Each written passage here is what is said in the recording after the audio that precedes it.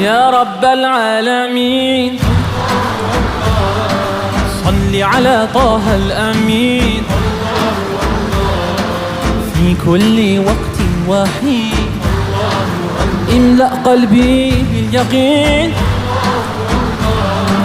ثبتني على هذا الدين الله الله واغفر لي والمؤمنين